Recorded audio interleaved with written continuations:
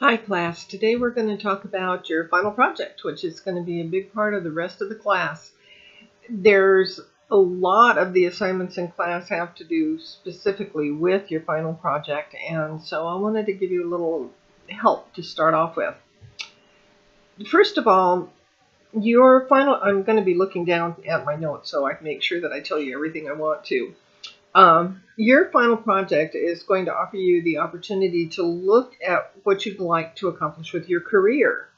It doesn't necessarily have to do with your career, but you might find that it's more interesting to do it that way. It can also be something to do with a passion of yours, something that you would like to do as community service, which would work very well for this assignment also. So it's not necessarily your career, it could be community service, but whatever you decide to do it about, be sure it's something that you really are interested in, that you're really passionate about, and that'll make it a whole lot easier and make it fun for you to work on it this semester.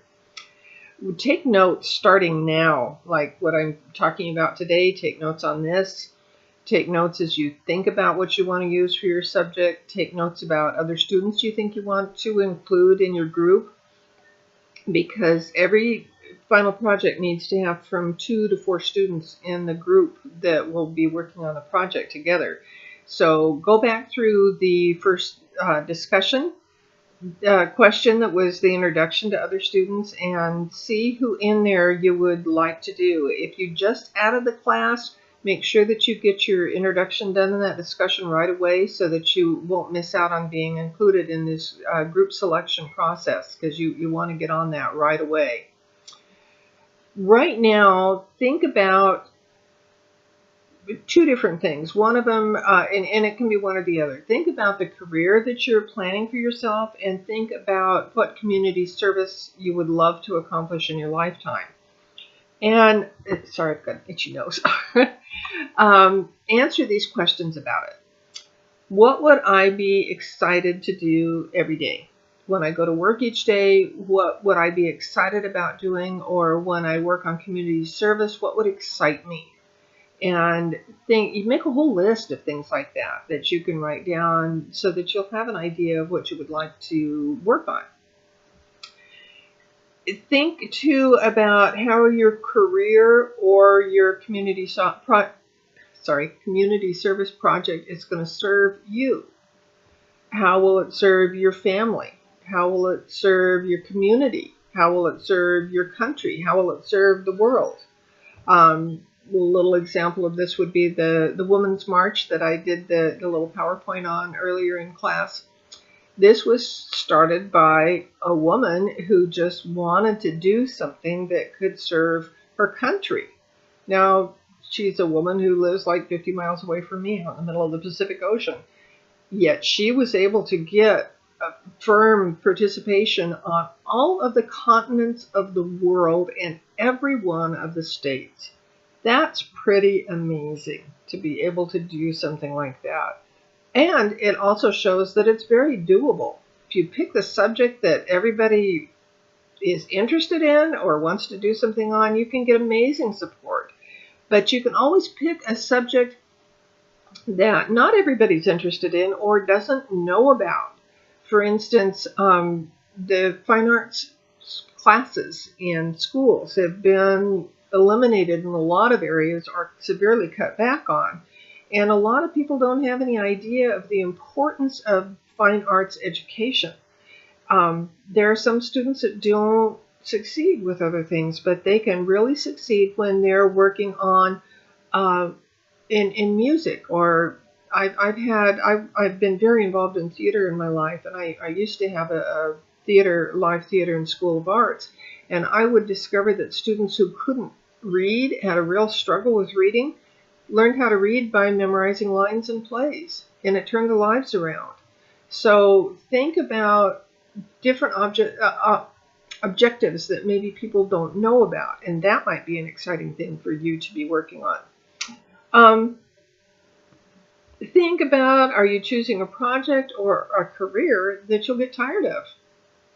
A lot of times people change their careers frequently throughout their lifetimes.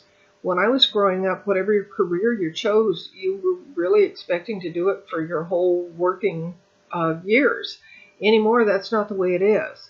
So see if you can pick something that would not only interest you right now, but something that will stay with you. An example of that for me was I used to teach childbirth education classes. I love doing this. I was working as a nurse, and it was just a fabulous thing to do. But at that time, I was of childbearing age. I was having children myself, and it was really fascinating to me. As my children became older, I still was interested in that, but I also became more interested in other things that were related to their ages at that time. So think about things that would last a lifetime or things that would last for a particular period of time. And either one of those is okay, just as long as you find something that you're really passionate about. Now, think about choosing your group members right now. This is really important. You don't have to have a group member who lives close to you, because we've got students in Lancaster and students in Bakersfield, students in Porterville. They're all over the place. So don't worry about their geographical location, because this is an online class and you can do everything online. You can have all your meetings online. You can have discussions online. So don't worry about things like geographical location. You also don't have to have somebody who has the same major that you do. You might want to work with people who have the same majors you do, because you would have common interests and there could be something that you could come up with that was really exciting. But there are also majors that could be complementary. For instance, you might have somebody who's studying psychology with somebody who's studying criminal justice, because those two can kind of go hand in hand. You might have somebody who is doing something in is a musician and somebody else who's an artist or an actor.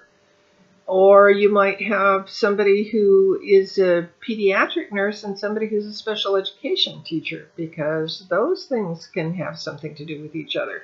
So think about that when you're going through that first discussion and picking out people to choose. When you find people you're interested in, send them an email through Blackboard and say, this is kind of what I'm thinking about. Does that go along with what you're thinking about? Would you be interested in being in a group with me?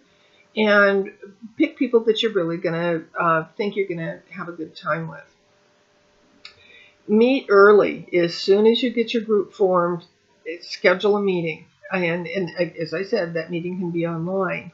And at that point, brainstorm about all the different ideas that all of you have. And it could be that you'll find out that this group isn't going to work for you, because the other people in the group aren't interested in anything you're interested in. And that's the time to change, not later on. Change now. Or it could be that you find that you click and you find a topic right away that you really want to do, and you have a great experience the rest of the semester. Plan a schedule with your group from the beginning. Decide who's going to do what, when. Make sure that all of you are participating in all of the steps. Now, on the final rubric that you can see in class, on the class session for today, you'll see that the group gets the credit together on everything. So if you've got a flake in your group who doesn't do anything, that person's going to get the same amount of credit as the person who does everything. So you want to find a group where you all are equally committed to the project so that you can all get a good grade. So it's a good idea to pick a leader of the group, so that one person can be responsible for calling the meetings, setting the meetings that you want to do. You don't have to have these meetings in real time. You can do it by sending messages back and forth. You may also want to select somebody in your group to be like a recorder who keeps a record of everything that the group discusses about, so that you can easily refer back to it. And refine the roles of what the different people in your group are going to do. Like maybe somebody's really interested in research and they'll do a lot of that and bring it to the group so you can all discuss it, while somebody else is really good at putting together websites or PowerPoints, and that person could be in charge of that part of the project. Then with your group, carefully review the rubric for the final project. There are lots of steps in the rubric. In this quarter, I've decided to break down due dates for the different steps in the rubric so that you can make sure that you spend time on each one. I found in the past when I do a final project where there was a rubric and a lot of things needed to be done on that, that people would wait till the very last week and try to do it all at once, and it doesn't work that way. You cannot produce a final project of any quality that way. So notice when things are due and be sure that you're working on the things that you need to as you go along, and that you ask me questions when you need clarification on anything. Then while each section is graded on with something that seems like a small number of points, that's okay. It doesn't matter that it's a small number of points, because all the points are added up together to get your grade at the end. And like if you skip one section and you don't get it in on time, that can make the difference between an A and a B in on your project, and you don't want to do that. So make sure that you get everything done, because every point counts. Videos, I'm going to be making videos like this one for the rest of the quarter. This is the longest one that you'll get to listen to. I'm sure you're happy about that. But I'm going to be making a video for each section of the rubric for the final project, so that I can give you a little bit more information about how to do them and what my expectations are. So watch the videos and take notes while you're watching the videos to be sure that you know what it is that I'm expecting. And be sure to read your text that corresponds with the different steps in the final rubric. That will help you a lot. And now I'm sure noticed that the videos that I posted to give you inspiration about the final project all have kind of a common theme of giving back to your community, to the country, to the world. That's a real popular trend in business today. Businesses that do give back tend to have an easier time of doing business, and kind of have automatically some of their marketing done for them that won't cost them anything, because they're doing something that people are talking about and they want to participate in. So make sure that you've got a good social component in whatever it is that you decide that your final project is going to be, that is something that people are going to be excited about and want to participate in or want to support. Be creative, have fun with this project. There's an unlimited amount of things that you can do for this project to make it really fun and exciting for you. Just a second. Yeah, that looks like all that I wrote down for my notes for this particular video for you. Get started right away. Have fun. Keep excellence as what you want to have in any of the assignments that you submit for class. And always ask me questions. I'm here for you. I'm happy to answer any questions that you have. And this can be one of the most exciting projects that you do while you're in school, that can also really affect the whole rest of your life. So take it seriously and have a great time, and let me know if you have questions. Thank you very much for listening.